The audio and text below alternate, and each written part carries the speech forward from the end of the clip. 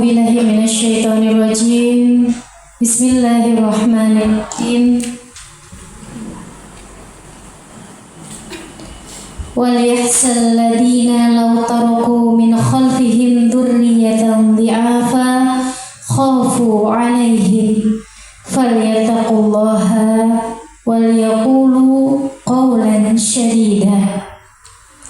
Dan hendaklah takut kepada Allah orang-orang yang seandainya meninggalkan di belakang mereka anak-anak yang lemah, yang mereka khawatir terhadap kesejahteraan mereka.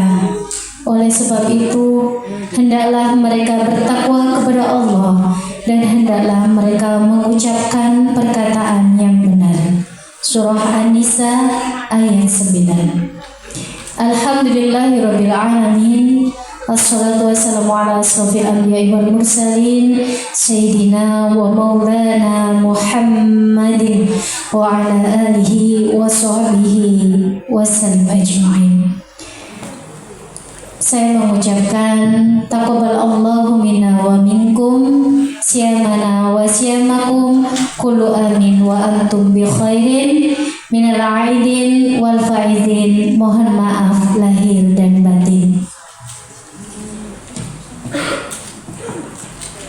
Jazakumullah khairan katsir untuk Kak Ros atas waktu dan kesempatan yang diberikan kepada saya untuk bisa hadir di sini.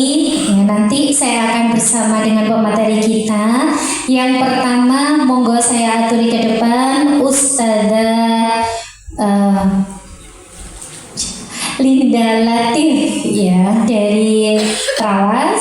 Monggo ke depan Ustazah.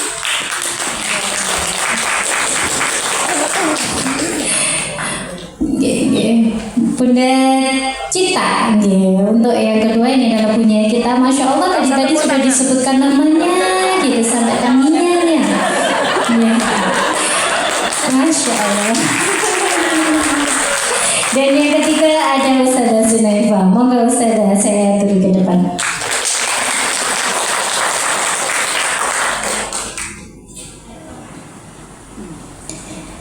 Alhamdulillah kita di sini ya, kita akan bersama-sama. Saya duduk bersama bunda-bunda solihah di sini dari jemaah kajian kafah krian.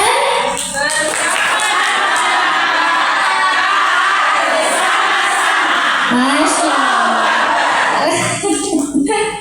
Kata aku gak tahu hadir. Yang kedua ini jamaah selanjutnya adalah dari Al Yasmin Surabaya.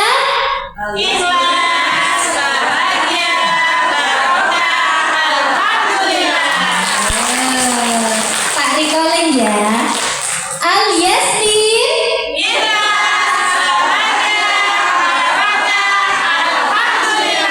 Masya Allah. Ya alhamdulillah kali ini kita ketemu di Silaturahmi Kajian Kafah 2026 bersama beliau-beliau di sini. Kita akan menimba ilmu bersama dalam tema cinta menembus batas. Boleh dong tepuk tangannya. Jadi akunya adalah kita tidak akan membicarakan tentang cinta yang ada di drama Korea atau drama Cina ya, si EO jatuh cinta pada anak desa atau si miskin papa ketemu ternyata kakekku seorang yang kaya raya. Tidak seperti itu ataupun kita bicara tentang sinetron Indosiar boten. Jadi yang akan kita bicarakan kali ini itu adalah tentang dua generasi yang mungkin saat ini adalah generasi milenial ya. Saya termasuk saya nggak mau sebutkan. Jadi milenial dan kita punya generasi yakni Gen Z. Saya tadi cukup gitu ya ketika melihat Miss Glowing. Terus terang saya tidak tahu kalau ada cerita drama ini ya. Cuman ada drama, tapi boten sampai tahu skripnya seperti apa. Langsung mewek saya keingetan itu bestinya Miss Miss Glowing anak saya. Sering tuntut kayak Miss Glowing kayak gitu. Gitu. Masya Allah gitu ya. Itu tadi keluhnya. Kemudian kita akan berkenalan dulu dengan 3 narasumber kita. Ini duduknya sudah benar Pak Ustazah.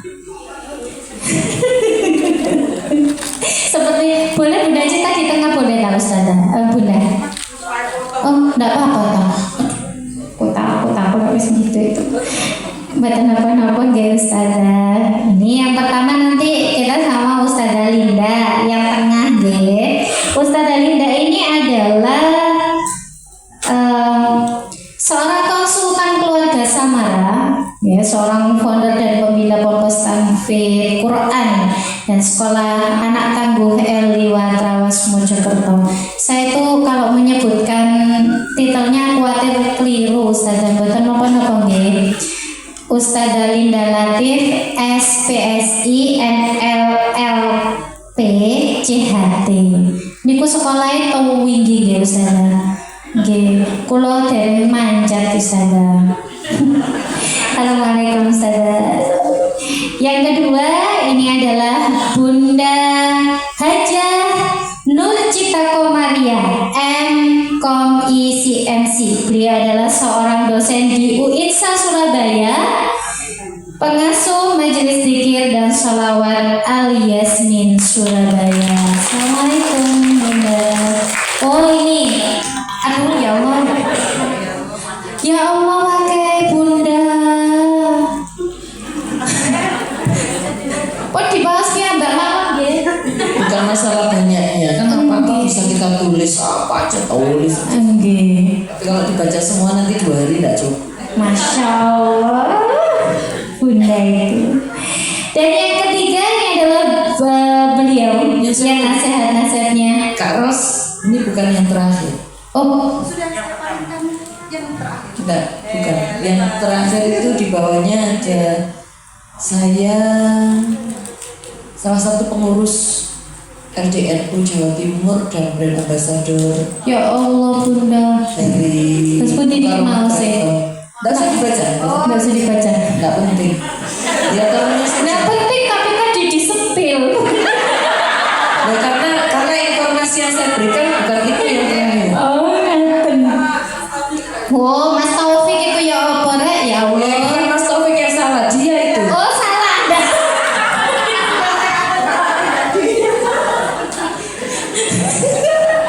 Mas Taufik salah, bodoh lah ya.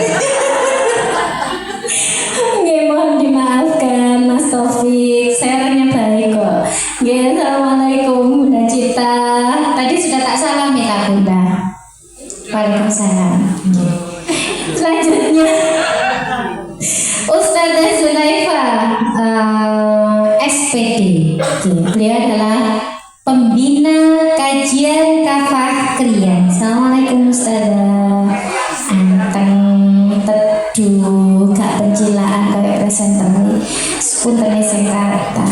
Wah, ini tersinggung ini, aku tersinggung. Mohon maaf. Saya lagi kenal lagi saya. Aku tersinggung loh. Ya Allah, cantik, salihah. Tahu sopo ini, sopo? Jenengan. Salah alamat ya kayaknya ini. Asal jangan bilang saya lemah lembut ya. Oh, mboten. Mboten napa lho, terus napa? Nggih. Saya Nggih. ikhlas, bahagia. Alhamdulillah. Iya, baik. Sangat menghibur sekali. Baiklah ibu-ibu yang dirahmati oleh Allah, ikatlah ilmu dengan menulis. Sudah bawa buku sama pensilnya, pennya, Masya Allah, semangat sekali nggih. Nanti ustazah-ustazah, nanti setiap pemateri akan diberikan waktu 15 menit. Jadi kita akan langsung berbincang dengan pemateri kita. Yang pertama nih dengan Ustazah Linda, okay? Ustazah, saya tadi melihat apa itu namanya profilnya jenengan tuh, dengan profesi jenengan sebagai pengasuh pondok pesantren yang isinya itu adalah remaja putri, dan pasti ya mereka itu bukan lahir dari kandungan jenengan. Oke, saya yakin pasti jenengan banyak melakukan riset tentang pemuda. Nah, kami juga ingin tahu nih Ustazah, sebenarnya potensi apa sih yang dimiliki oleh generasi muda kita, terutama Gen Z, Ustazah?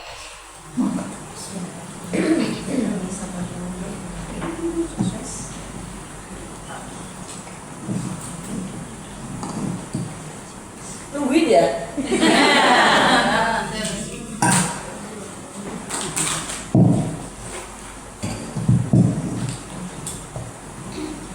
Bismillahirrahmanirrahim. Wassalatu ala rasulillah. Kemudian Oke, Masya Allah, saya sapa dulu nggih. Jamaah Al Yasmin Ikhlas.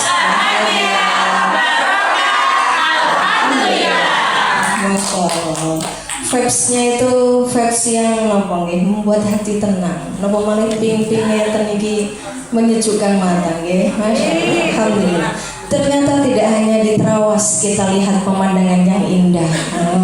Di Al Yasmin ternyata Masya Allah para jamaahnya juga membuat hati tenang. Iya setuju. Alhamdulillah. Jemaah kajian kafah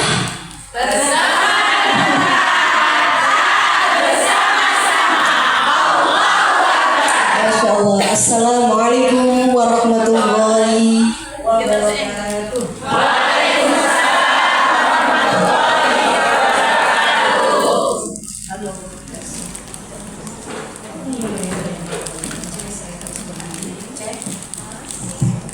Cek 1, 2, 3. Oke.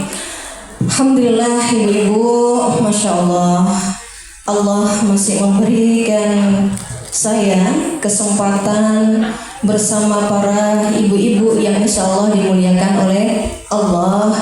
Terutama saya sangat bahagia sekali Allah memberi kesempatan kami bisa bertemu dengan tokoh-tokoh yang hidupnya dicurahkan untuk umat. Masya Allah, tepuk tangan ya. Tidak akan pernah kekurangan mereka yang hidupnya disibukkan oleh urusan umat.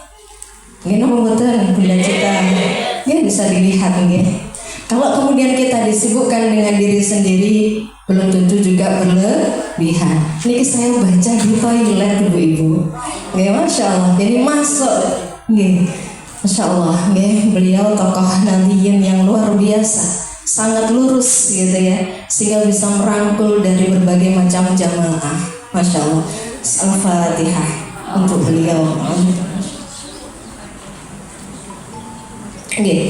Ibu-ibu yang dirahmati Allah, terkait dengan materi yang diamanahkan kepada kami, ini terkait dengan remaja. Karena memang kami bergelutnya sejak 10 tahun, 15 tahun memang terkait dengan dunia remaja gitu ya. Kebetulan saya memang ngambil jurusan psikologi. Allah kasih amanah untuk menjadi guru bimbingan konseling yang setiap hari itu banyak anak antri untuk curhat.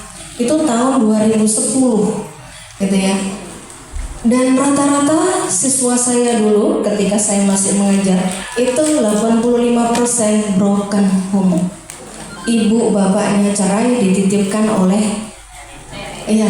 orang tua mereka ke kakek neneknya. Masya Allah, permasalahannya luar biasa. Sampai kemudian Allah memberi amanah kami ada pesantren Eliwa Trawas, pesantren penghafal Quran, yang dengan Al-Quran itu pula lah kami mendidik dan mengarahkan anak-anak untuk bisa mengarungi kehidupan tanpa terjerumus dalam pergaulan bebas.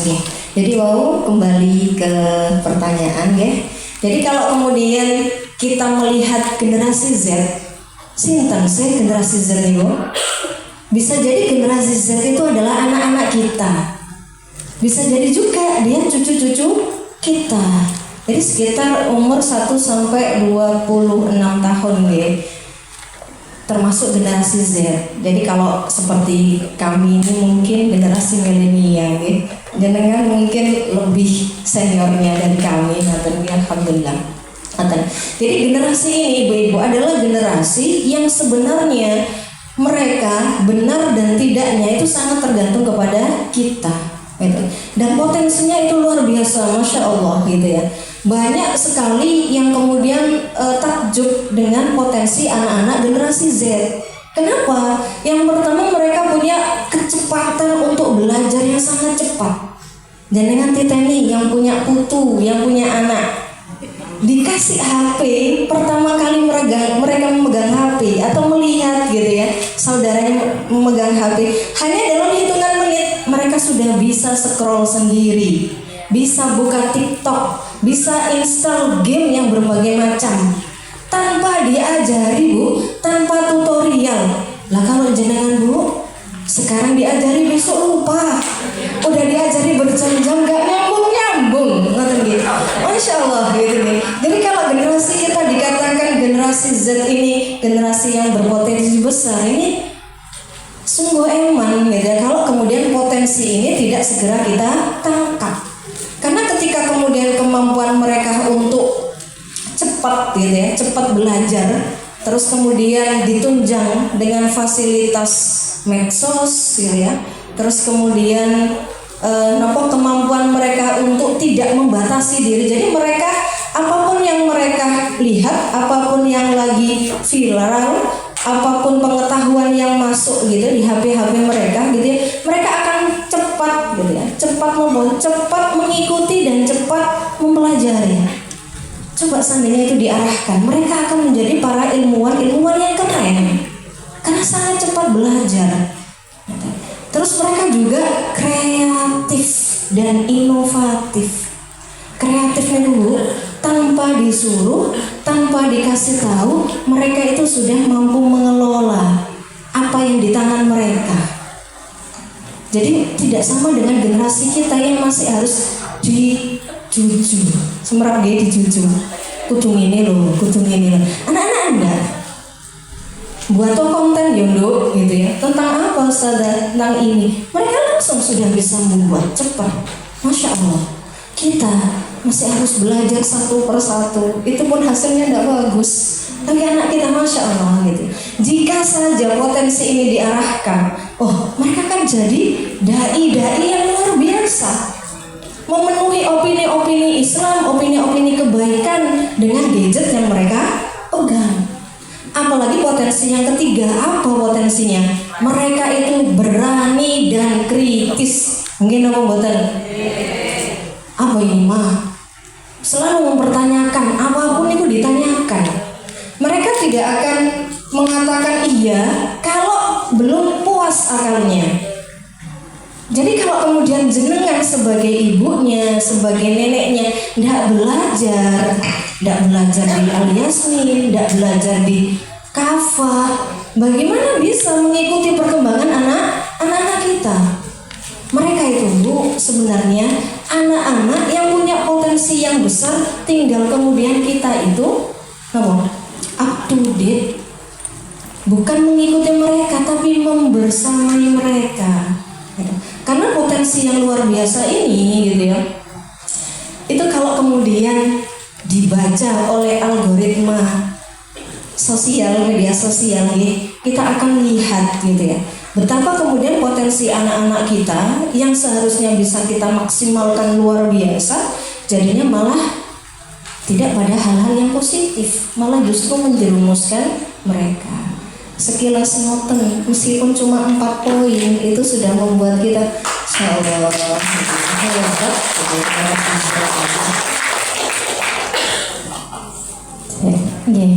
Masya Allah, begitu banyak potensi yang dimiliki oleh generasi muda kita, Bu Ustazah.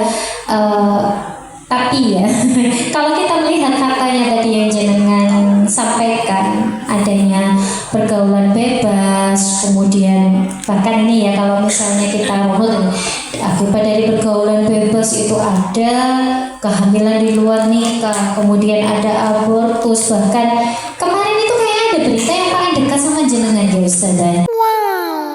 Ada mawar hitam di sana. Jadi barangkali yang mawar hitam itu adalah sekarang bahasanya itu kayak diperhalus loh. Peniadaan kehidupan. Jadi anak muda bunuh diri di itu dekat sekali kan dengan ya.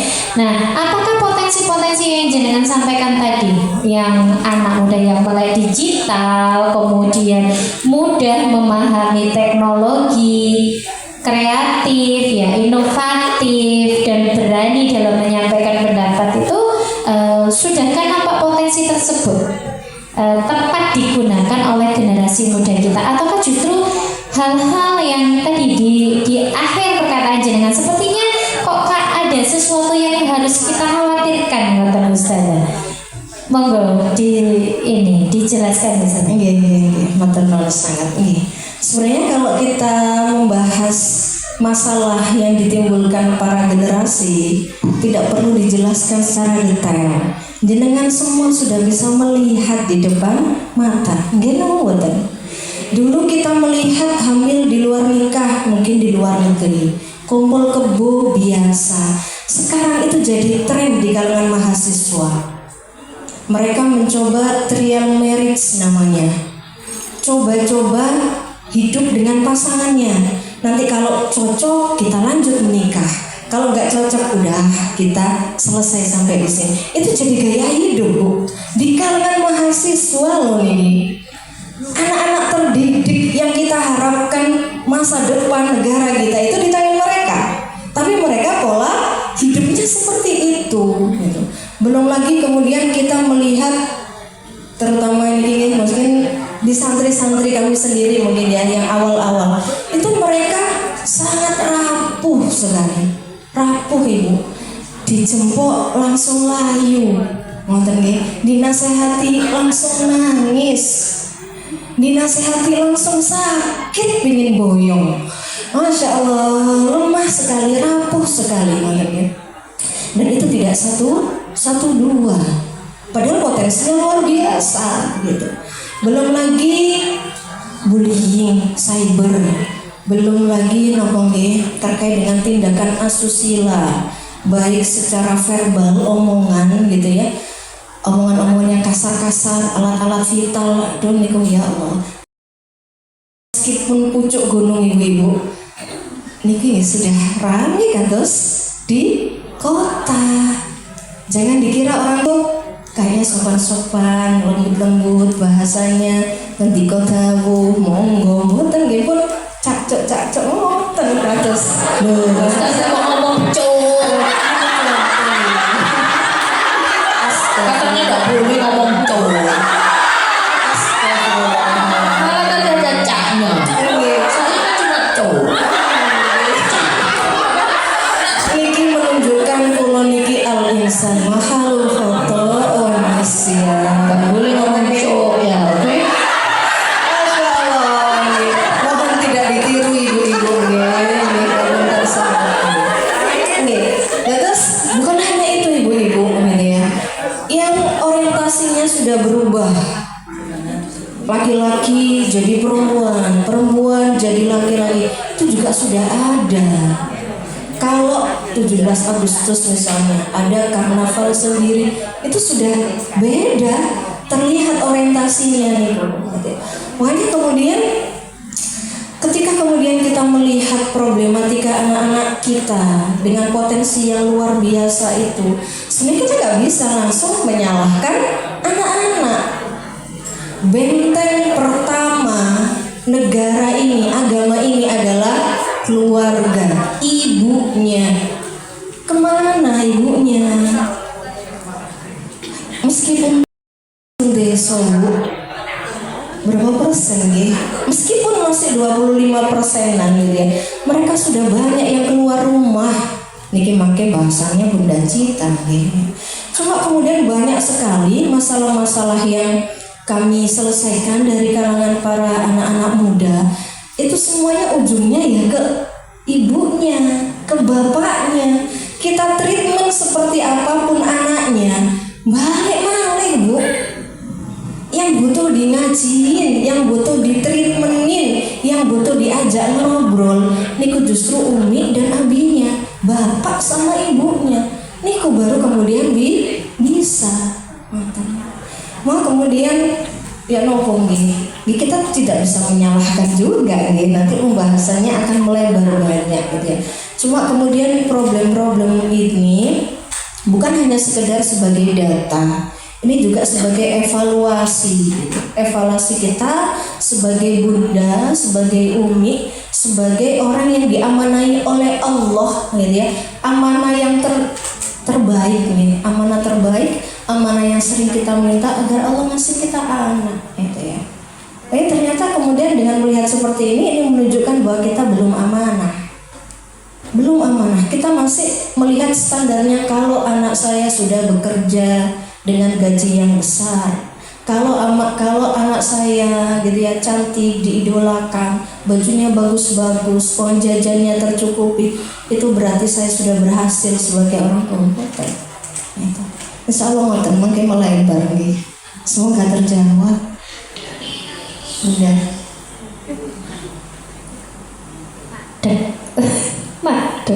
Waduh, kadang-kadang kita itu memang jadi orang tua kan memang seperti itu ya. Ya Allah. Ustazah, ini yang terbaru juga.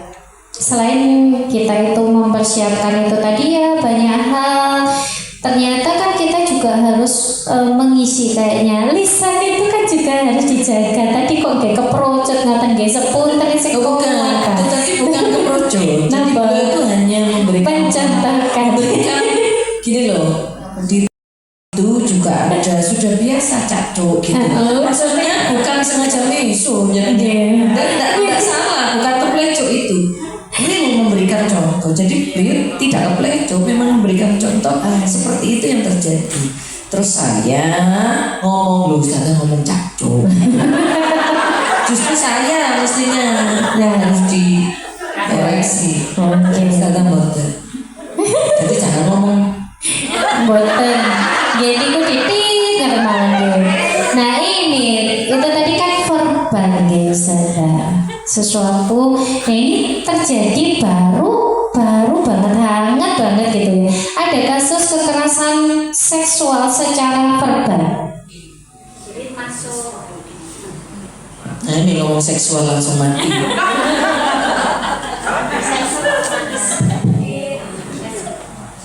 SK atau KS secara verbal. Ini termasuk kan bullying cyber saja di sebuah lembaga pendidikan tinggi. Kira-kira, wah dia kan sudah sekolah tinggi ya saja, sudah ketemu sama dosen, sudah menimba ilmu sekian lama, bayarnya juga didik kayak gitu. Tapi kok bisa nih ada hal yang seperti itu terjadi? Kira-kira kenapa itu Ustazah? Gini, matur nuwun. Pertanyaan yang sangat bagus sekali nggih. Dados manusia niku gitu ya, dikarunia oleh Allah akal. Silakan dipegang kepalanya Bu. Nggih, mikir nopo sakniki? Nggih, dados akal kita ini Bu, nggih. Yang masuk semuanya ke dalam akal kita itu Bu, gitu ya. Apa yang kita baca, apa yang kita lihat, apa yang kita dengar, itu masuk ke dalam akal. Masuk ke sini Bu. Ketika sudah masuk ke sini, kita yakini jadi pemahaman, dia mempengaruhi perilaku kita.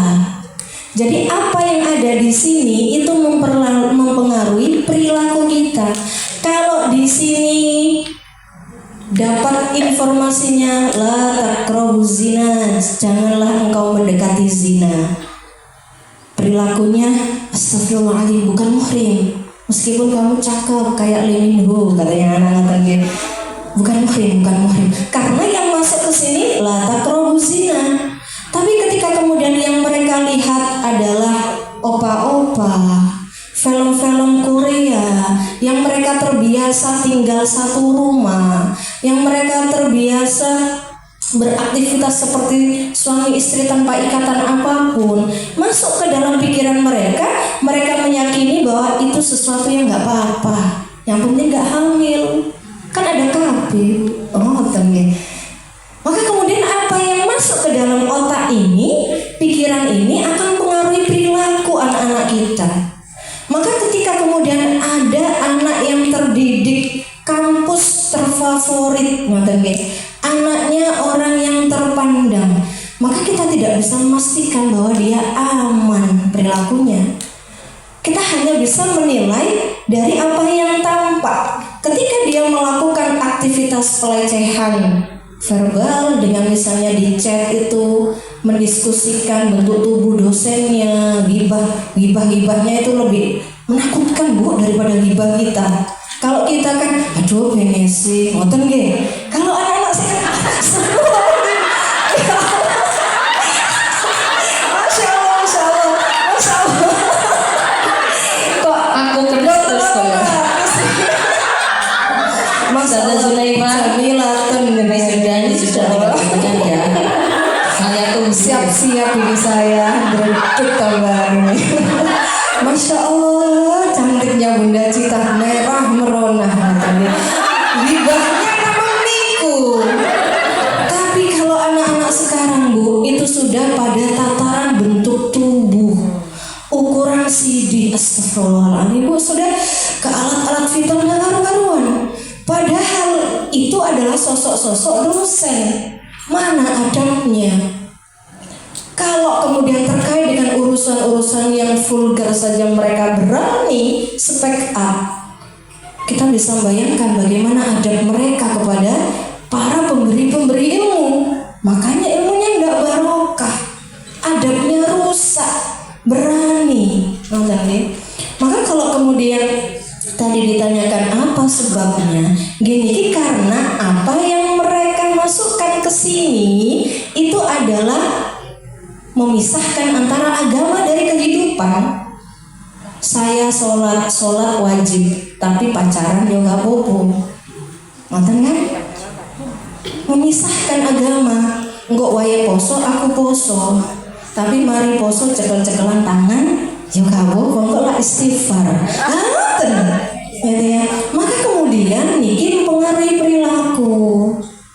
Jadi kalau jenengan kepingin mengontrol anak-anak kita, terutama mengontrol diri kita sendiri, pastikan apa yang ada di dalam pikiran kita itu isinya Islam. Sanes bebas, sanes sekulerisme, memisahkan agama dari kehidupan. Assalamualaikum. Oke. Poinnya di situ ya Ustazah. Alhamdulillah, terima kasih, Masya Allah. Jadi itu tadi tentang pemuda, tentang generasi muda kita. Nah, yang selanjutnya kita akan ke pemateri kedua kita, yakni Bunda Cipta yang selalu ceria di setiap kesempatan. Masya Allah cantiknya.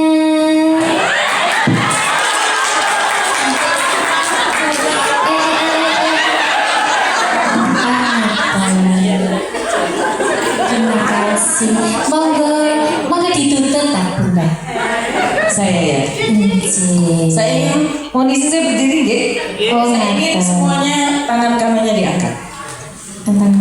Perhatikan apa yang menjadi gerakan saya, yang menjadi perintah, semuanya boleh gerakan semuanya. Semuanya yang tinggi di situ. Oke. Sekarang kepalkan tangannya. Oke. Silakan diingat beberapa orang yang ingin panjenengan ajak untuk bahagia. 3 orang saja. Oke. 3 orang saja. Sudah fokus. 3 orang saja. Sudah. Sekarang gerakan lagi. Oke. Lebih cepat. Lebih cepat. Fokus kepada 3 orang tadi. Oke. Lebih cepat. Lihat tangan saya. Oke. Ikuti gerakan saya terus. Boleh lebih cepat. Lihat saya. Tidak bisa kalau nggak lihat saya. Oke, sekarang pegang dagunya. Tolong jujur, yang tadi pegang kepala dikembalikan. Jujur, yang pegang kepala dikembalikan. Kalau panjenengan masih memasak, tadinya pegang kepala terus ditaruh di dagu terus dikembalikan lagi, urusan jenengan dengan Allah silakan kembalikan ke kepala masing-masing kalau memang pegang kepala tadi. Kalau sudah dagu ya monggo. Sudah? Boleh tepuk tangan. Menyambung apa yang beliau sampaikan tadi. Intinya adalah jangankan anak-anak kita pun mengalami hal yang sama. Intinya anak-anak kita akan meniru apa yang kita lakukan daripada apa yang kita katakan. Terima kasih.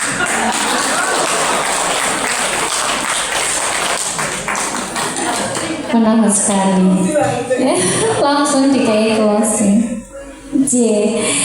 Bunda, sebenarnya apa yang saya mau tanyakan? Kenapa saya hanya menyampaikan sedikit Nggih. dari 15 menit yang saya sampaikan? Karena beliau sepertinya menyimpan banyak pertanyaan. Kalau saya banyak ngomongnya, nanti dia nggak bisa ditanya beliau. Kan lebih baik saya ditanya-tanya aja daripada saya banyak ngomongnya. Setuju? Lebih-lebih tadi banyak yang ketika saya meminta pemegang dagunya pada pegang kepalanya. Ini kan menunjukkan posing. Menunjukkan posing. Belum sudah posing ya sudahlah.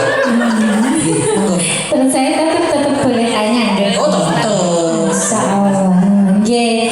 Tadi itu kan kita berbicara tentang pemuda nggih Bunda, generasi yang setelah kita. Nah, ternyata tadi Bunda itu ngasih di depan.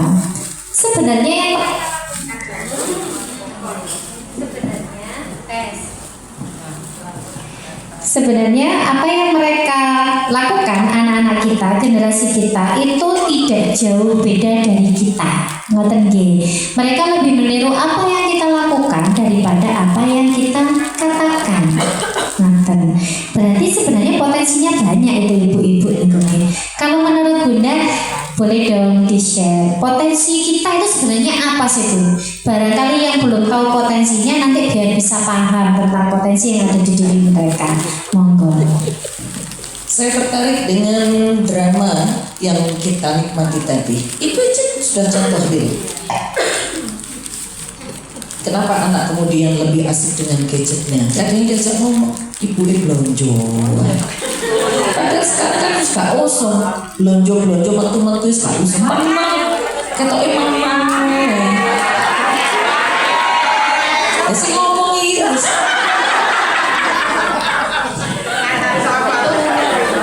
Kalau saya disuruh memilih, saya tetap memilih sebenarnya beli apa-apa itu keluar. Kenapa? Ya minimal gak mulek menjeru. Bukti ini gak tahu metu tiba barang-barang itu tumpu-tumpuan, bahkan lupa barang yang dicek itu apa ya? Betul tidak? Niku sesuai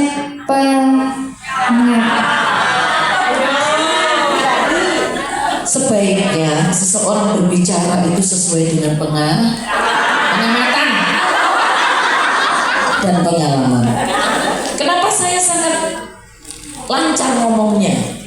Karena saya praktisi cek kopi rumah. Sudahlah Bunda, seandainya kita mau menjadi orang yang apa adanya, apa yang kita pikir, apa yang kita setok, tak dengar sabar sampai ya jamaahmu ini rumah harus diomongin. Apa yang kita pikirkan, apa yang kita katakan dengan apa yang kita lakukan sejalan. Apa Bunda? Apa yang kita pikirkan sejalan. Itu yang membuat kita kemudian hidupnya enak. Kita nyuruh anak kita untuk membaca Al-Quran, kita sendiri senangannya yang dilihat TikTok, drama Korea, Brazil dan lain-lain. Kalau ini saya nggak pengalaman. Saya kalau mau nonton saya senang ke bioskop. Tapi kalau kebetulan lewat ya gimana lagi ya, akhirnya ditonton juga. Tapi nggak yang Karena ada beberapa ibu itu yang memang seperti fokus gitu ngikutin sinetron, kok ketinggalan itu koyo seperti meninggalkan sunnah yang pahalanya besar gitu. Ada yang seperti itu ya. Jadi kenapa kita jelas, kenapa kita itu begitu lugas dan jelas dalam menjelaskan, dalam memerintah anak, mengarahkan? Karena kita sendiri ini pengalaman. Kita minta anak kita membaca Al-Quran, kita sendiri membacanya. Kita minta anak-anak kita untuk tekun mengerjakan tugas-tugas sekolahnya, karena kita sendiri juga anak melihat bagaimana kita menyelesaikan tugas-tugas kita. Makanya saya bilang anak-anak kita lebih meniru apa yang mereka lihat daripada apa yang kita katakan. Leres apa intinya, kalau terpaksa kita harus banyak bicara, maka bicara kita ini harus terarah, berbobot, bermanfaat. Makanya beli buku saya public speaking.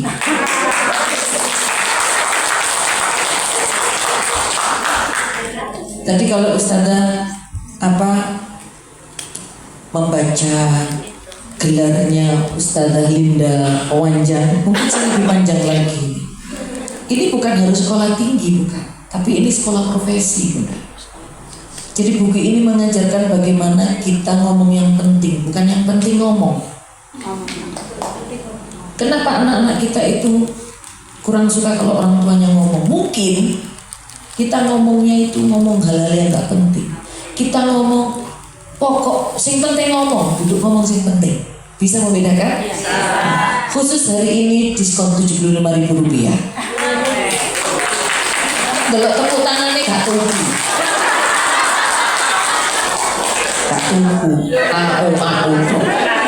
Kapan terakhir jenengan beli buku? Tuh, pulaan itu kalau gak oleh.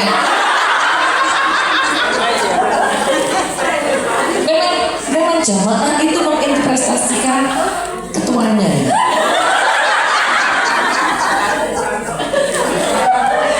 Tapi gak apa-apa, seru. Kajian kafa ini seru. Kadang saya ngaji di tempat lain atau talk show tuh ngomong teman-teman. Delok gak ahli, kau tapi kajian kafa ini orang-orang yang merdeka. Dan saya senang itu.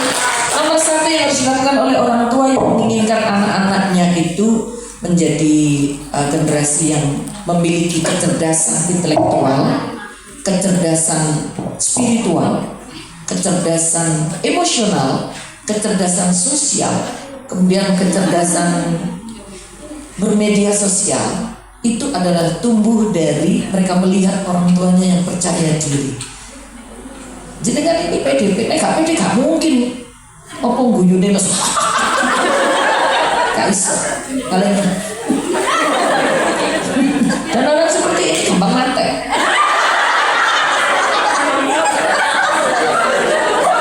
Kok dimpet? Tapi guyu dimpet. Gimana apa ge? Tapi nek kajian apa? Oh, rata-rata 100 tahun.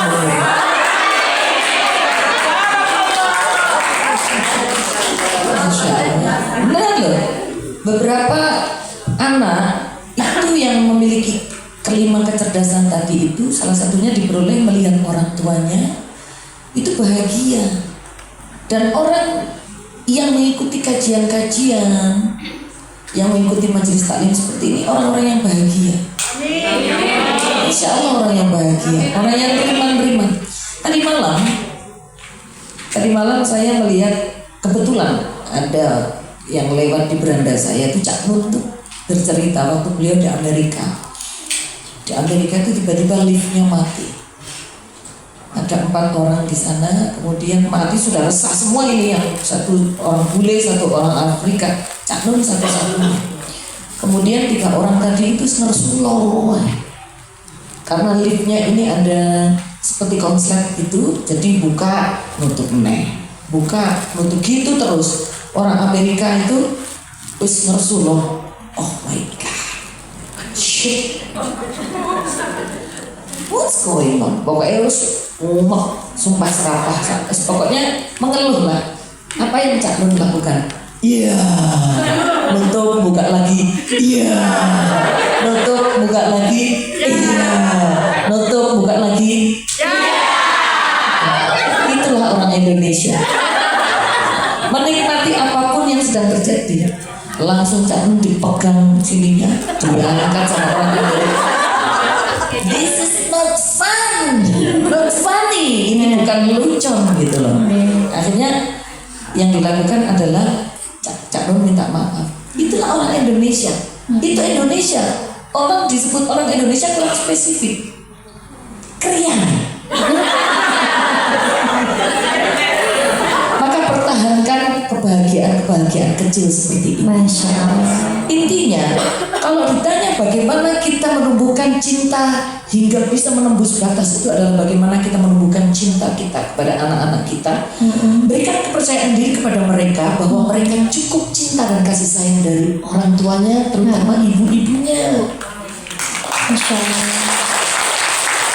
Percayalah, anak-anak kita tidak akan terlalu ya mereka main gadget lah, tapi tidak akan terlalu. Kenapa? Minimal mereka ada batasan-batasan. Mereka memiliki batasan. Mereka menyadari bahwa sunat ibuku loh keren.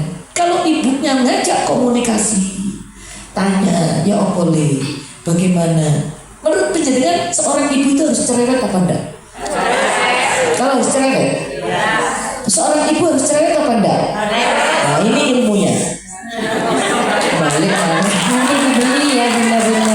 beli bu. Nah itu beli kalau dicatat. Nanti kalau pulang bu di resepsionis ada. Masya Allah. Kadang-kadang ibu-ibu itu besar, gak bisa. Sedikit banyak kalau kita itu beli itu minimal itu ada barokahnya saudara. Diskon bisa, coba beli 5.000. Lihat itu 1.000 aja ngomong lihat ini. Terus kadang itu 1.000 gelo. Jadi itu saja yang saya pikir bagaimana kita membangun anak-anak kita supaya mereka memiliki rasa bahwa mereka itu mendapatkan cinta yang cukup, mendapatkan kasih sayang yang cukup. Ketika mereka mendapatkan cinta dan kasih sayang yang cukup, maka dia tidak perlu mencari cinta di luar sana, tidak perlu mencari kesenangan di luar sana. Kenapa? Karena cintanya mampu menembus batas. Masya Allah.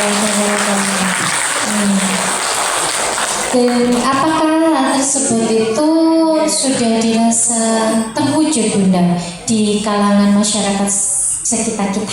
Oke, kalau saya menyampaikan terwujud di masyarakat sekitar kita, saya tidak terlalu fokus ke sana. Kenapa? Karena saya mempraktekkan pada anak-anak saya. Saya jarang bunda ketemu anak-anak saya.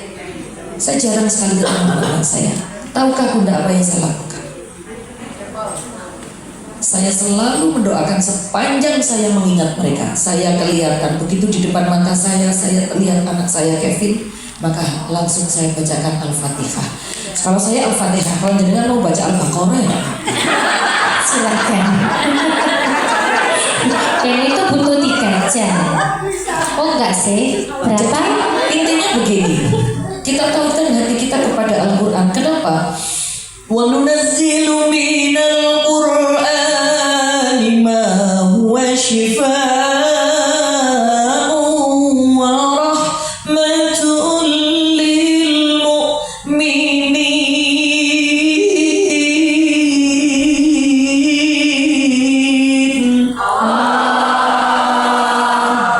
wa rahmatun lil mu'minin wa la yazidu zalimina illa khasara. Al-Quran itu tidak menambah apa-apa bagi orang yang tidak mengimaninya. Wa nunazzilu minal Qur'ani ma huwa shifa', tapi Al-Quran itu bisa berfungsi sebagai syifa, sebagai obat. Buat siapa? Buat orang-orang yang mengimaninya. Maka umur 40 tahun ke atas seperti kita ini, rata-rata ini kan umurnya 25 tahun. Dibalik. Apa yang harus kita lakukan? Banyak membaca Al-Quran, banyak bersolawat, banyak bersedekah. Karena insya Allah 3 hal inilah nanti yang akan menemani kita pada saat kita tidak ada yang menemani lagi. Bila waktu telah memanggil, teman sejati hanyalah amat. Bila waktu telah berhenti, teman sejati tinggallah sepi.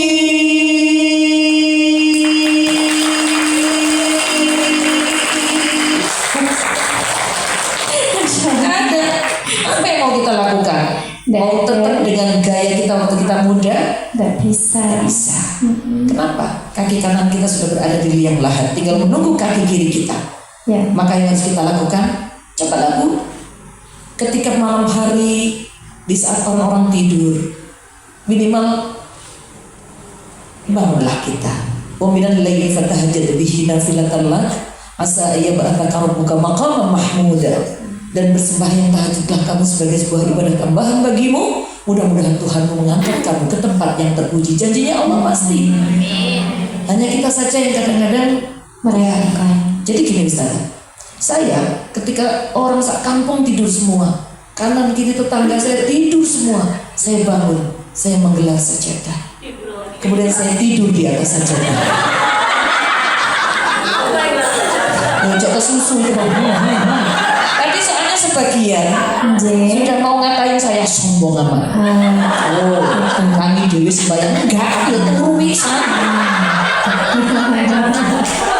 Jadi sebenarnya kita tuh punya potensi yang sangat banyak. Iya, jadi kalau ditanya apakah sudah masyarakat kita sudah seperti itu, insya Allah lah, insya Allah. Kenapa? Tapi minimal kita sebagai seorang ibu, minimal kita membudayakan, kita membangun bagaimana supaya kita mendoakan anak-anak kita. Oh, arek gak tidak dikandani, malah disumpunan nih. Tadi kan dibawa ke ustazah, oke, kadang-kadang ada yang dibawa ke psikiater. Iya. Ada yang dibawa, kadang-kadang Bawa ke ustazah, bawa ke psikiater. iya, dari arek kan aku dikira gendeng. Ya Allah. Ada nggak perasaan seperti itu? Coba kita tanya sama aktornya Mbak Ninin tadi perasaannya gimana? Oke, yang pertama diajak ke ustazah masih asik, kadang-kadang. Iya. Alhamdulillahnya mau Mbak Ninin. Iya, asli sudah nggak mau semua akhirnya aku dikira gendeng. Itulah syarat. Jadi cobalah kita menjadi anak-anak. Cobalah kita masuk berempati menjadi anak, menempatkan diri kita menjadi mereka. Kalau kita jadi mereka gimana? Aku mbok dewi lo senengane yo tiktokan. Kok nek dikandani ibu lo, ibu itu ngatain aku ya apa HP yang terus. Saya kata siapa lo? Ibu memang nggak pernah posting. Ibu gak posting. Kocok-kocok sing posting sing ini. Dia sendiri memang nggak posting, tapi kan bocor temennya yang lain. Akhirnya itu karena bekonconya tekan dari kau yang mau posting. Ini kayak anakku boleh aku nanti ya di sini. Nyata apa nyata? Betul apa betul? Makanya sebelum bikin TikTok rapat dulu. Iki oleh diposting kagak. Ojo iki digawe dokumentasi pribadi ae. Karena anak akses itu bisa dilihat dari mana saja. Ayo, ada jamaah yang sengaja ketemuan sama ini misalkan. Mari ngono gak janjian lali koncone sister rujakan gak diajak wae panas. Bahas gak mari-mari. Lho iki dibahas ambek iki. Oh berarti iki mengkhianati iki. Akhirnya gak nek rumah tanggane tok sing kacau kekoncone yo. Astagfirullah. Ini loh Bunda. Saya hanya bicara tentang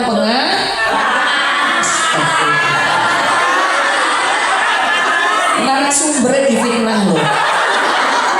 Dengan sabar nih ketua nih dan pengurus. Jadi itulah.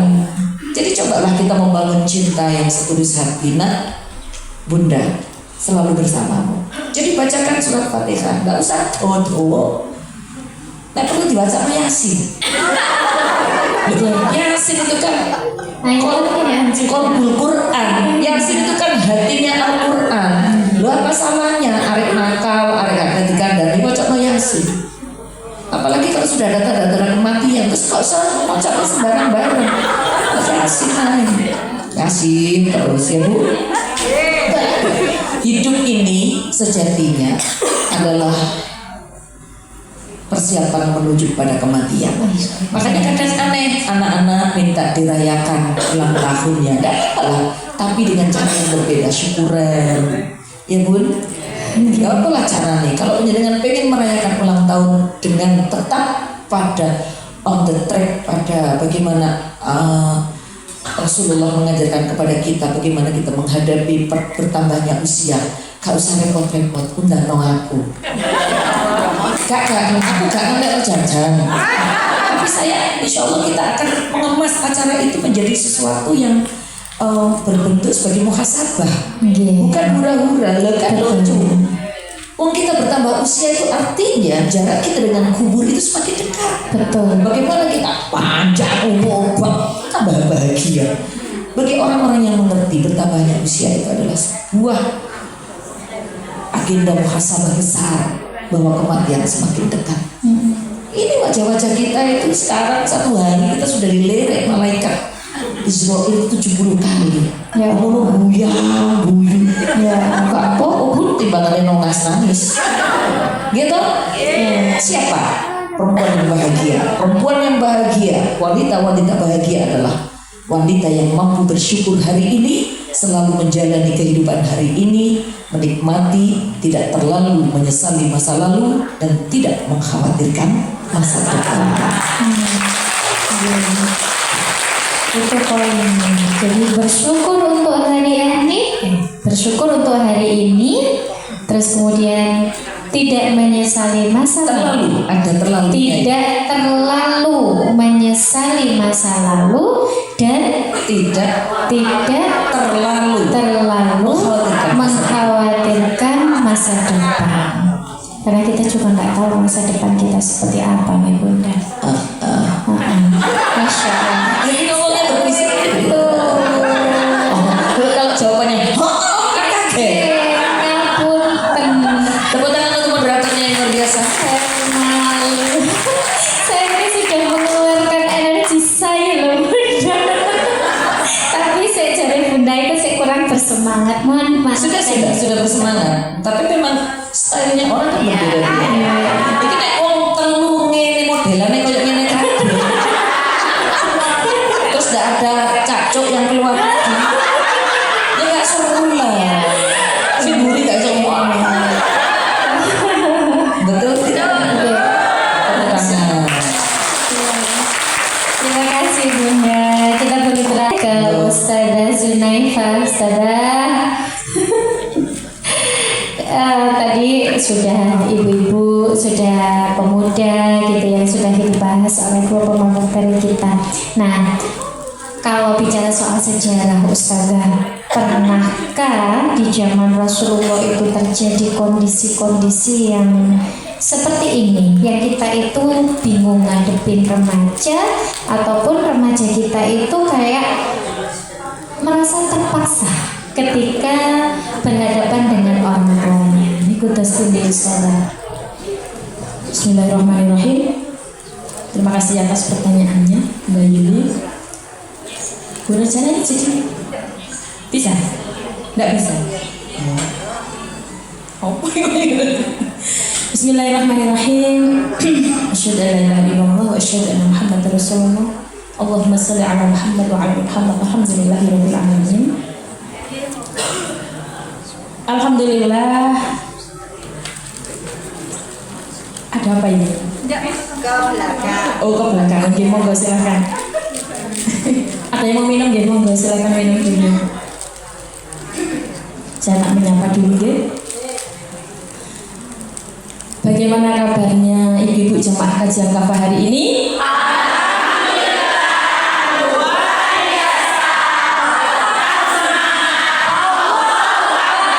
Masya Allah. Saya juga mau menyapa ibu-ibu jemaah kajian Yasmin ya. Oh kan, Al Yasmin.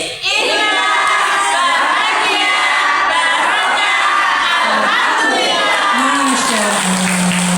Tetap semangat nih. Walaupun jam sudah menunjukkan mau jam 11, tetap semangat.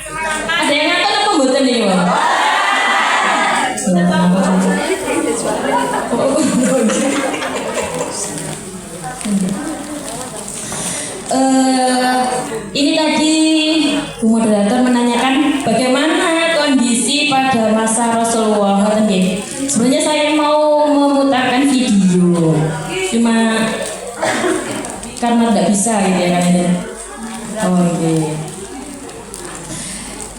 Kalau kita belajar sirah ya, belajar sejarah, kita akan melihat bagaimana pada masa dulu itu remajanya. Bunda-bunda semuanya pernah dengar kisahnya Sayyidina Ali bin Abi Thalib? Tepat apa mboten? Sinten niku?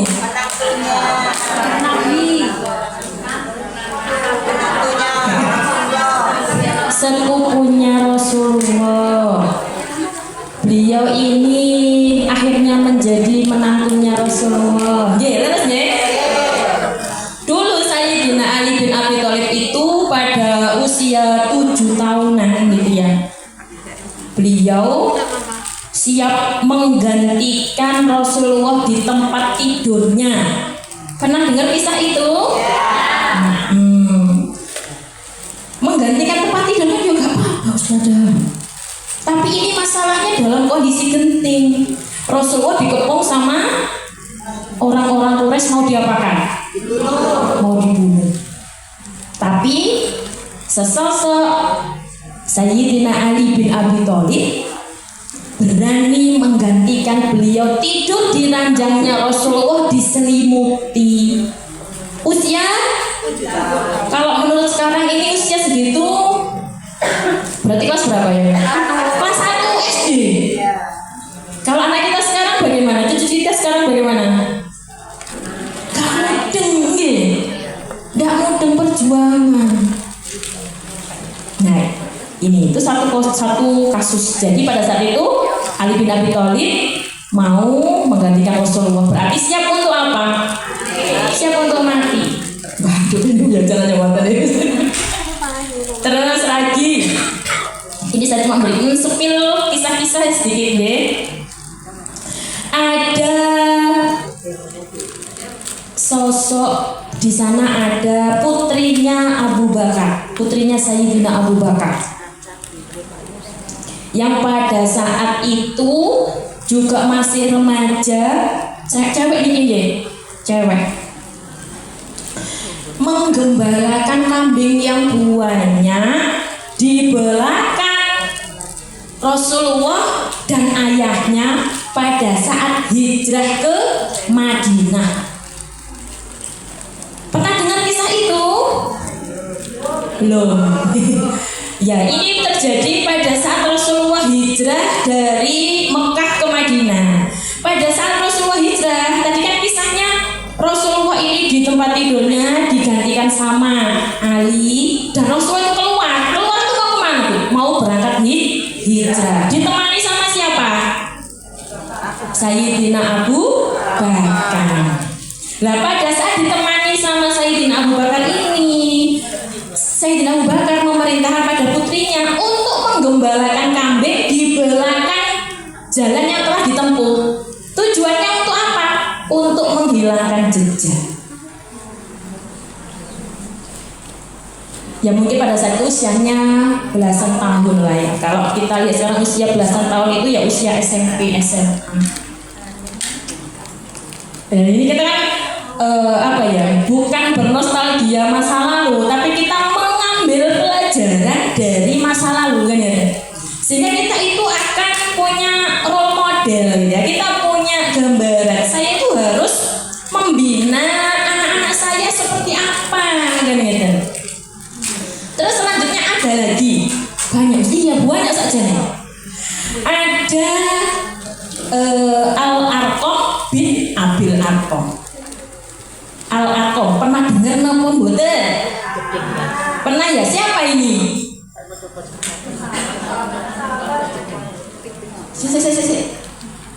Sebentar, saya mau bertanya. Kok bener? Sinten Al-Arqam ini? Sahabat Rasulullah yang bagaimana Bunda? Oh lupa, nggih. Ada lagi? Yang biasanya ada istilah Darul Arqam. Berarti ini kenapa? Omahe Arqam kan gitu. Darul Arqam itu berarti rumahnya Arqam. Nah, beliau ini pada saat itu usianya masih 14 tahun. 14 tahun berarti usia berapa? Usia berapa? 14 tahun sampai SMP. Pada usia itu Arkom bin Abi Arkom ini tadi merelakan rumahnya digunakan untuk pembinaan kaum muslimin, pembinaan Rasulullah, untuk membentuk sahabat-sahabat yang militan. Berarti Arkom ini tadi bagaimana kalau usia segitu? Berarti sudah ngerti bagaimana menjadi pejuang agamanya. Gimana apa mboten? Ada lagi satu lagi. Ada satu lagi. Jadi sebenarnya ada buahnya. Cuma nanti kalau saya sebut semua tidak selesai. Ini ada Zaid bin Harithah. Ngapunten, bukan Zaid bin Harithahnya, tapi pada saat itu juga Zaid juga termasuk. Yang ini saya sebut adalah Usamahnya. Usamah ini adalah anaknya Zaid, makanya Usamah bin Zaid. Zaid sinten Zaid bin Harithah. Jadi Usamah bin Zaid bin Harithah. tepang nopo dere. Saya bawa kisah-kisah karena terkadang dengan kisah itu kan tidak selalu pengalaman gitu, pengamatannya makanya pengamatan kita belajar kisah-kisah, belajar sejarah.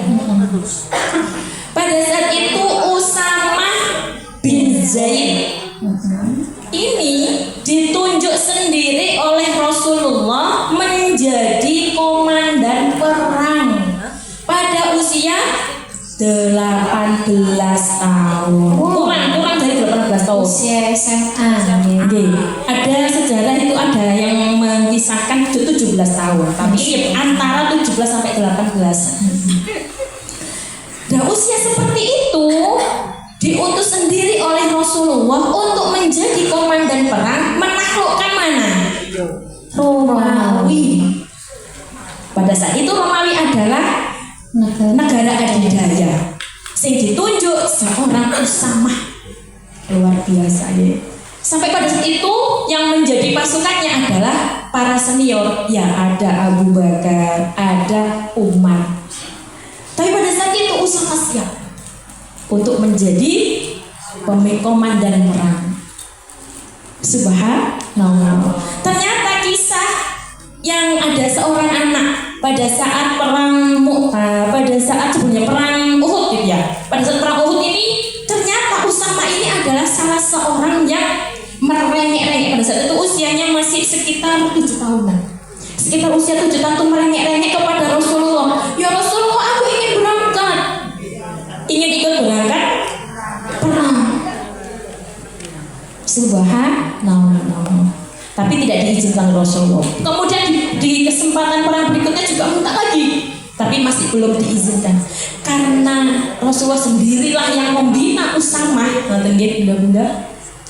Maka di sana Rasulullah itu tahu bagaimana perkembangan Usamah, sehingga pada usia 18 tahun sudah diangkat sendiri. Tetapi pada saat sebelum berangkat ekspedisi itu Rasulullah wafat.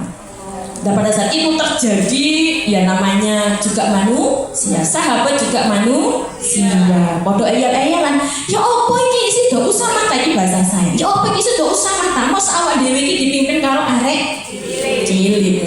Padahal pada saat itu adalah senior-senior yang menjadi pasukannya. Tapi akhirnya pada saat itu yang menjadi khalifah adalah Sayyidina Abu Bakar. Apa yang disampaikan oleh Sayyidina Abu Bakar? Kita adalah orang yang bertakwa. Apa yang ditunjuk oleh Rasulullah pasti itu adalah yang terbaik. Akhirnya semuanya nurut. Subhanallah. Dan pulang dengan kesuksesan. Masya Allah. Ya ini sudah dikasih durasi. Bunda ini bagaimana ini enaknya? Selesainya jam berapa ini ya? Ini masih banyak yang mau saya bicarakan ini. Oh jam 1, Masya Allah. Udah gak apa-apa jam 1. Jadi itu tadi ya Bunda Ustazah tentang sejarah. Nah, kalau kita lihat sebenarnya kan sajanya ya sejarah itu bisa saja berulang. Kalau misalnya kita mau meneladani gitu, bisa saja itu terjadi kepada kita. Nah, kira-kira kondisi yang menyebabkan pemuda itu siap berjuang itu apa, Ustazah? Jadi yang harus kita lihat itu adalah kok bisa ya anak-anak usia segitu sudah menjadi anak yang dia itu mikir agamaku, kan nggak ya? Sudah mikir bagaimana Islam, bagaimana perkembangan Islam, apa kontribusiku untuk Islam, karena begitu. Berarti pembinaan ini yang harus kita pelajari. Yo opo cara binane Rasulullah, kan begitu. Ternyata yang dibinakan oleh Rasulullah yang pertama adalah akidah. Akidah, yes. Yang dibinakan pertama itu adalah akidah, sehingga tertancap benar di benak-benak anak-anak remaja bahwasanya dia itu juga punya tujuan hidup. Jadi tidak hanya tergambar aku hidup itu untuk bersenang-senang saja, seakan-akan hidup itu masih lama, tidak begitu, tetapi sudah ditanamkan di dalam benak-benak para remaja, para anak-anak, para generasi itu bahwasanya, nah, kamu itu hamba Allah, betul gitu? Kamu itu adalah hamba Allah, aku juga hamba Allah. Jadi ini penting gitu ya, kita sampaikan pada anak-anak kita. Jangan hanya ibu-ibunya sadar kalau kita hamba Allah, tapi anaknya gak disadari. Nah ini bahaya. Jadi baik ibu-ibunya, baik itu anak-anaknya disadarkan bahwasanya kita adalah hamba Allah. Kalau sudah disadarkan kita adalah hamba Allah, berarti apa? Tertanam bahwasanya kita itu harus taat kepada Allah. Taat kepada Allah ini yang harus kita tanamkan terus. Kenapa? Karena adab Allah itu pedih.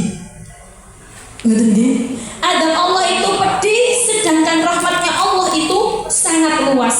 Jadi jangan tabu membicarakan antara surga dan neraka. Soalnya biasanya itu ada yang alergi dengan kata surga neraka. Jadi kalau kita ngomong bahasa surga, kita nanti itu akan masuk surga, kita itu disediakan oleh Allah surga yang luasnya seluas langit dan bumi. Tapi di ayat yang lain Allah itu menunjukkan bahwasanya inna adabi lasyadid, sesungguhnya adabku itu sangat keras. Ketika disampaikan seperti itu, jawabannya begini: ojo gowo-gowo neraka, ojo gowo-gowo surga, iku urusan buri. Wonten apa mboten? Nah, ini adalah masalah. Atau malah begini, ojo meden-medeni arek nganggo neraka. Jangan begitu, nggih. Karena kenapa? Karena kita tanamkan ke dalam benak anak-anak kita, benak generasi muda bahwasanya kita ini adalah hamba Allah.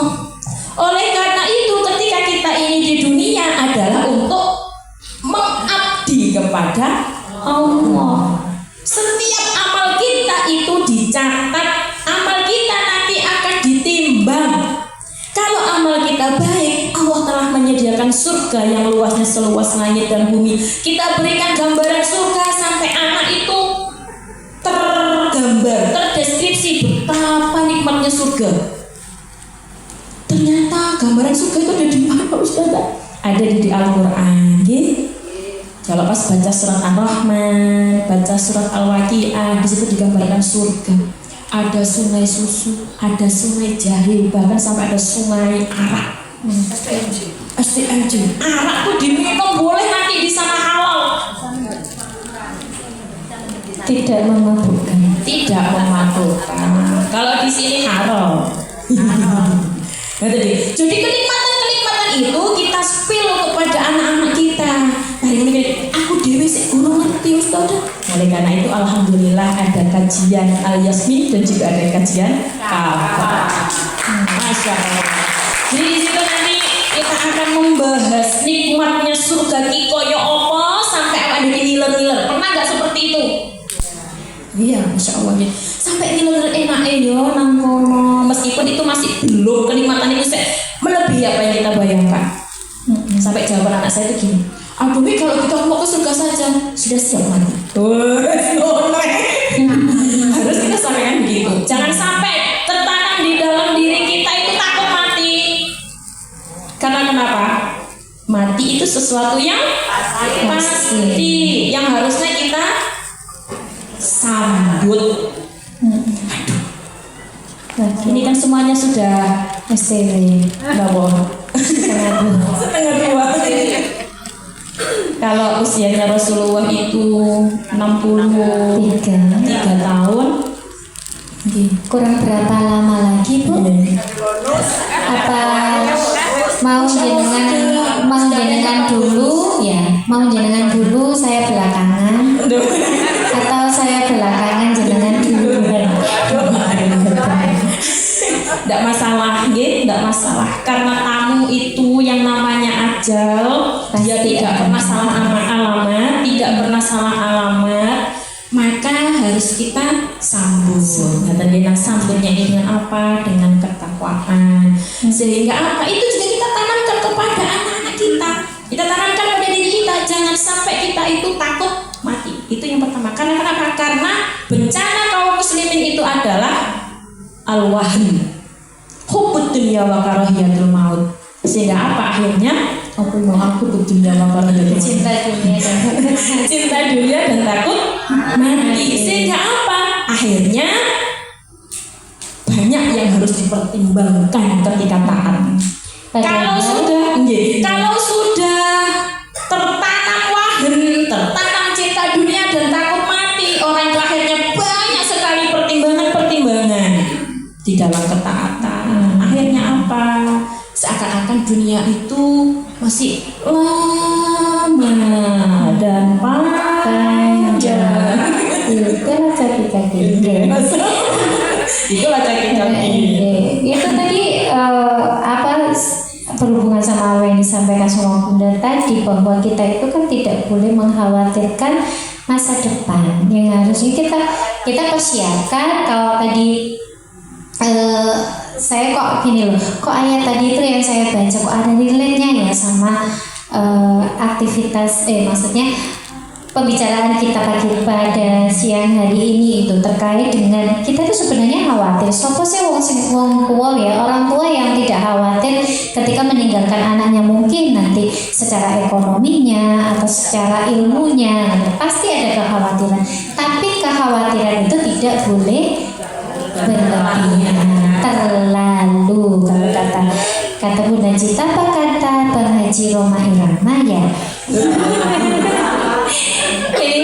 Kemudian Ustazah, kalau kita sudah terlanjur punya mindset yang seperti itu, kemudian kita tuh mau berubah, kan katanya Allah itu tidak akan merubah suatu kaum kecuali kaum itu merubah dirinya sendiri dulu.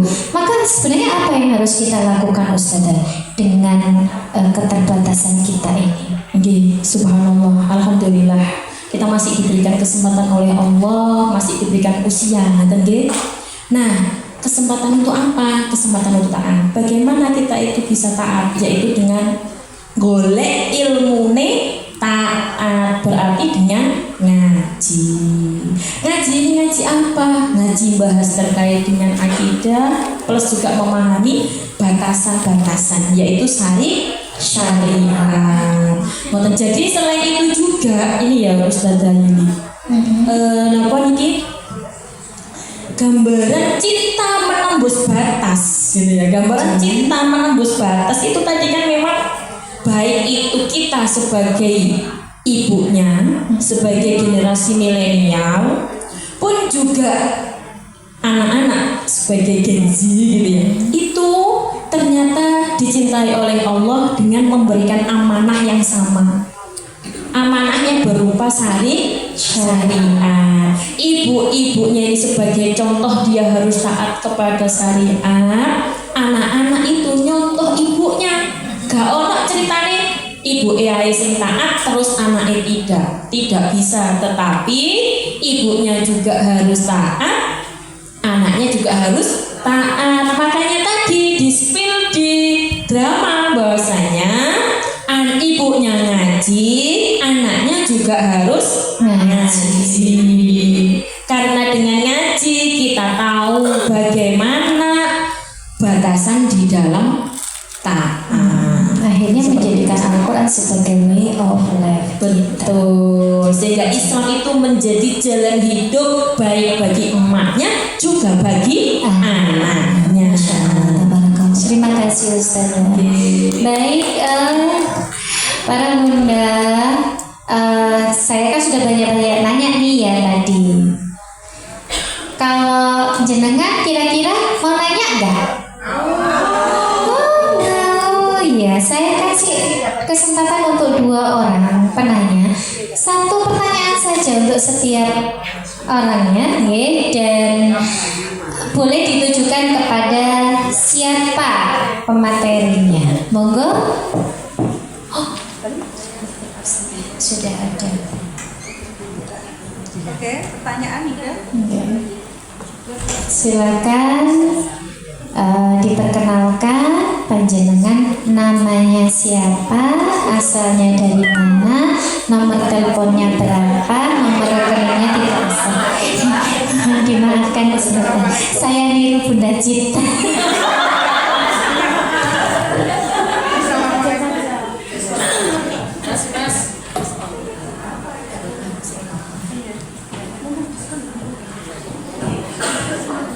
Assalamualaikum warahmatullahi wabarakatuh.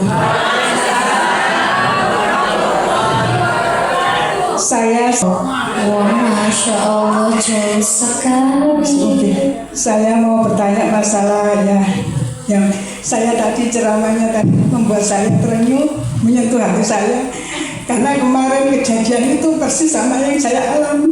Anak saya memberi nasihat, ternyata saya bilang, kamu itu apa ini ibumu nak butuh musuhmu, jangan minta aku gitu loh. Jadi aku disentak sama anak itu sakit, tapi aku selalu mendoakan dia yang terbaik. Masya Allah. Habis lebaran minta maaf, hari kedua saya sakit hati saya bilang aku yang melahirkan kamu nak. Terus dia jawab ngapain sih kamu melahirkan saya gitu. Saya nggak kuat, tapi saya selalu mendoakan dia. Anak saya putri satu-satunya, Ya Allah. sampai sekarang dia nggak pernah pulang. Saya nangis kepada Allah supaya dia dapat hidayah. Sampai sekarang nggak pernah pulang.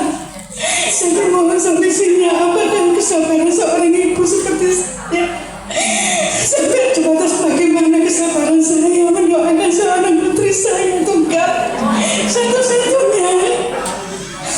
Mohon maaf ngapunten dengan rahmat Rasul. Assalamualaikum warahmatullahi Waalaikumsalam warahmatullahi wabarakatuh. Sebenarnya tadi belum ditanya kepada siapa beliau mau bertanya.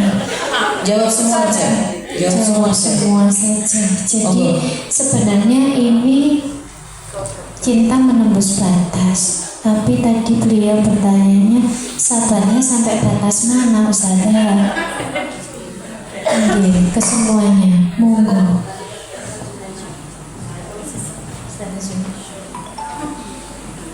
Subhanallah. Saya jadi gimana gitu ya. Bunda Sri tadi dari Mojokerto tadi, Masya Allah jauh sekali ya. Oke, jadi memang di dalam pembinaan anak itu memang utama adalah ibu. Cuma masalahnya sekarang kalau hanya dari ibu, dari rumah saja itu tidak cukup. Karena kenapa? Karena anak kita ini juga bersekolah, bertemu dengan masyarakat. Di situ juga melihat banyak contoh-contoh. Kemudian melihat sosial media, banyak hal yang dicontoh. Jadi memang akhirnya apa? Role model yang ditiru itu juga masyarakat, juga yang ada di media sosial. Jadi memang berat sekali mendidik anak-anak kita dalam kondisi saat ini, di dalam sistem sekolah saat ini. Karena kenapa? Karena sistem ini tidak membuat orang itu taat. Yang tergambar itu apa? Yang tergambar itu adalah ngejak maksiat. Di satu sisi sisi kebutuhan ekonomi itu terkadang menjadi faktor utama renggangnya hubungan. Laras napa mboten? Ada kasus itu anak sampai tega membunuh ibunya sudah tua pada saat itu minta uang untuk dipakai judi online. Sekarang pertanyaannya, kok bisa ada judi online padahal itu di satu sisi haram gitu, di sisi yang lain merugikan. Kenapa kok masih bisa ada? Berarti apa? Masalahnya di mana? Di sistem, betul. Karena sistem ini mengizinkan ada judi online. Dan diizinkan Ustazah. Yang benar. Kita buka loh. Pertama itu. Jadi memang mau tidak mau kehidupan kita ini terlilit dengan sistem. Di rumah itu anak sudah kita bina, kita ajari syariat, kita ajari akidah, berteman, temannya gak karuan, berinteraksi dengan masyarakatnya gak karuan, katut. Jangan apa boten.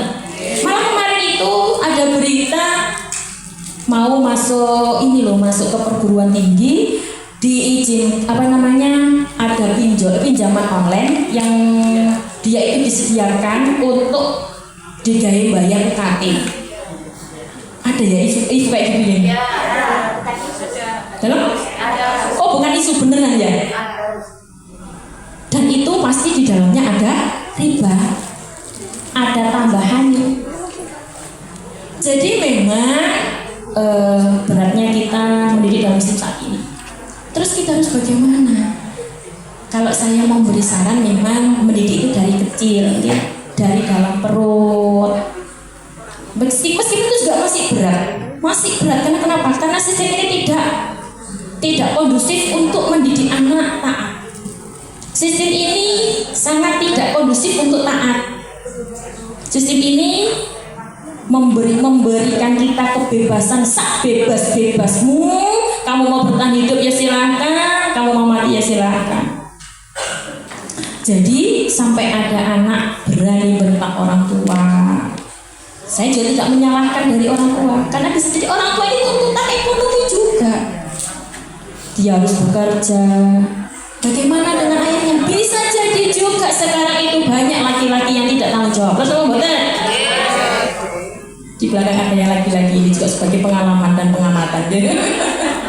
Di Surabaya itu kemarin saya baca ada sekitar 3.000-an yang dia ini diblokir sama pemerintah tempatnya karena dia tidak menafkahi istrinya setelah cerai. Ya benar ya. Saya itu ya Allah subhanahu. Karena sekarang banyak laki-laki yang nggak bertanggung jawab. Balik lagi kok bisa seperti itu kalau kita bawa. Karena yang mendidik anak kita itu nggak murni ibu saja. Ya ibunya, ya sistem pendidikan saat inilah yang mendidik anak kita. Begitu. Terus sekarang ini sudah besar bagaimana Ustazah? Apa mau terusan? Ini mungkin tips deh. Ini adalah tips. Yang pertama, Bu Sri, pun ini Bu Sri. Masih bisa Allah. Ini juga kita semua deh. Mungkin saat ini Bu Sri yang berani ngomong. Bisa jadi itu masalah bisa panjenengan pada ini juga mengalami masalah yang sama. Begini ya, Bu, setengah malam panjenengan bangun, minta sama Allah apa yang diomongkan. Ya Allah, aku ridho jadi ibu disebut namanya. Misalkan namanya Bunga, namanya Bunga. Inisial Bunga, sebutlah Bunga. Ya Allah, aku ridho dari ibu Bunga ya Allah. Ridho dengan sebenar-benar ridho ya Allah. Tautkanlah hatiku dengan hatinya Bunga ya Allah. Itu mintanya begitu dulu ya. Kalau ibu itu tidak ridho, wah bahaya. Nanti malah akan semakin jauh anak ini. Tapi yang pertama adalah ridho dulu.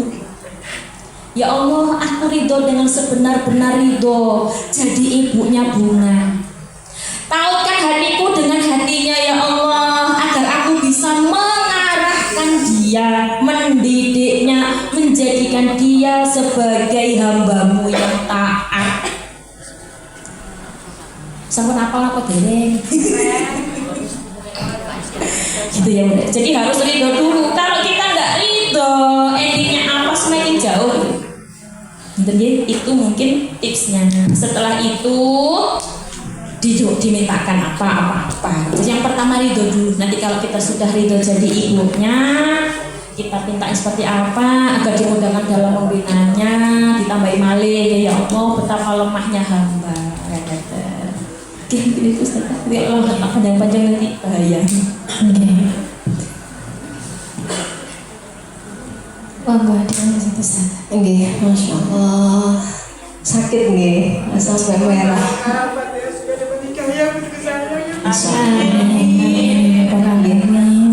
Jadi karena hubungan kita dan anak itu spesial, maka sekecil apapun tindakan anak ke kita itu menembus hati, Ibu. Ketika kemudian kita itu kalau sakit, itu nanti akan menjadi tutup masuknya hidayah Allah kepada anak kita. Makanya Ustazah Zunaifa tadi saja ridho, lah ini kok berat ya Bu, karena saya juga punya anak saya 5 ya, jadi ketika kemudian ada kaitannya dengan buah hati kita yang kita cintai, yang kita banggakan, yang kita berekspektasi tinggi Bu, maka ketika mereka melakukan kesalahan sekecil apapun Bu, itu sakitnya luar biasa. Maka jenengan punya senjata napa niku doa. Tidak akan pernah Allah membiarkan tangan yang menengadah niku kembali dalam kondisi kosong Bu. Jenengan harus yakin Bu, karena itu kuncinya. Jenengan berdoa tapi tidak yakin ya nggak dapat. Maka jenengan yakin, ya Allah anak saya ini lurus, ya Allah anak saya ini qurrata a'yun. Jangan benar-benar yakin, ya Allah jagalah dia, didiklah dia, berilah dia hidayah. Ini kok mboten asal waleh Bu. Itu namanya cinta. Cinta niku nembus. Nembus ngoten. Maka jenengan tidak boleh waleh. Justru itu Allah tidak akan membiarkan tangis jenengan, sedih jenengan niku sia-sia Bu. Diganti sama Allah dengan terhapusnya dosa. Oh waleh niku bosen, mboten asal bosen Bu, beneran. Siapa yang diharapkan anak kita selain doa-doa ibunya Bu? Kalau kita bosan, gimana mereka? Maka solihkan diri kita. Kalau jenengan solihah, insya Allah akan jaga anak keturunan kita. Allah jaga agamanya, Allah jaga mereka dari orang-orang yang jahat karena kesolihan kita. Maka niku pentingnya jenengan ngaos. Maka alhamdulillah dipertemukan dengan Al-Yasmin, dipertemukan dengan kajian kafah. Niku kesyukuran yang luar biasa. Kalau jenengan tidak berubah, kalau jenengan tidak bertambah solihah, bagaimana anak-anak kita? Bagaimana pertanggungjawaban kita kepada Allah? Sedangkan kita sangat berharap, ya Allah anakku mboyong aku nang surga, tanpa membiarkan kita sedetik pun masuk ke dalam neraka. Terus kita hanya sekedar pasrah, bukan sakit. Jenengan harus berproses, ngaji yang istiqomah. Lakukan amalan apapun yang jenengan tahu meskipun sedikit, karena Allah menyukai yang sedikit tapi istiqomah. Ngoten ya Bunda? Yes. Monggo Bunda, dilanjutkan. Apa yang disampaikan Ustazah Zunaifa tadi, panjenengan harus ridho Allah fi ridhol walidaini wa sukhtullah fi sukhtil walidaini. Ini disadari dulu, ridhonya Gusti Allah itu bergantung kepada ridho kedua orang tua, dan murkanya Allah bergantung kepada murka kedua orang tua. Kalau penjenengan ikutan marah, ikutan terbawa suasana, ikutan terbawa perasaan, maka nanti penjenengan lupa bahwa ridhonya Allah, ridhonya Allah untuk putri panjenengan atau putra panjenengan menika berada di ridho panjenengan, Bu. Doa ibumu terus kosong.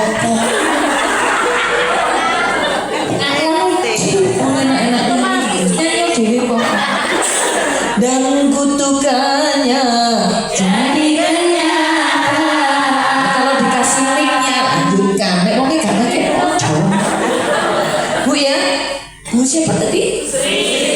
Bu Sri, penjenengan ridho dulu. Ingat ridho Allah bergantung kepada ridho kedua orang tua. Maka biar putra putri panjenengan menika mendapatkan ridhonya Allah, panjenengan harus ridho.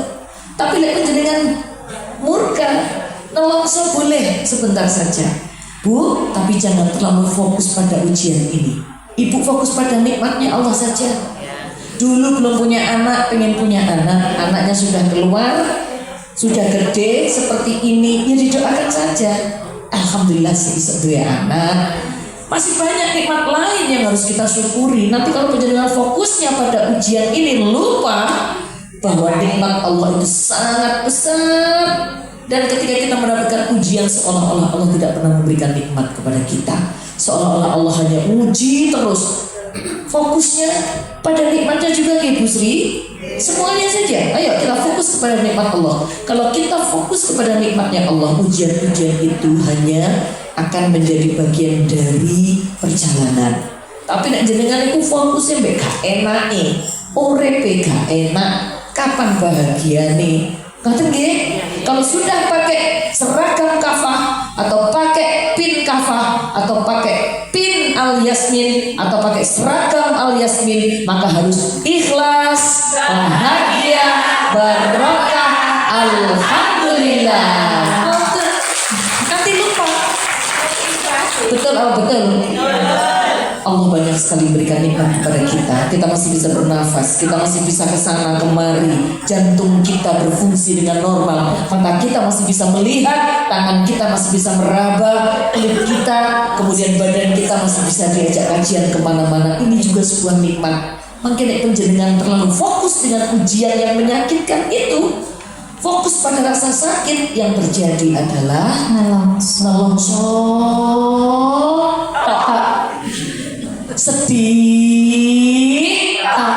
gak ono bahagiane, blas, gak ada duit kisah, gak cerdas gak mungkin. Bu Sri, fokus ya. Oke, Allah memberikan ujian ini, baik. Iya, terima kasih ya Allah Engkau berikan ujian ini. Tetapi saya yakin gembok diciptakan beserta kuncinya. Masalah ada, pasti ada solusinya. Masya Allah. Dan tentunya Islam itu sebenarnya telah Allah ciptakan untuk mengatur kita semua dari dimensi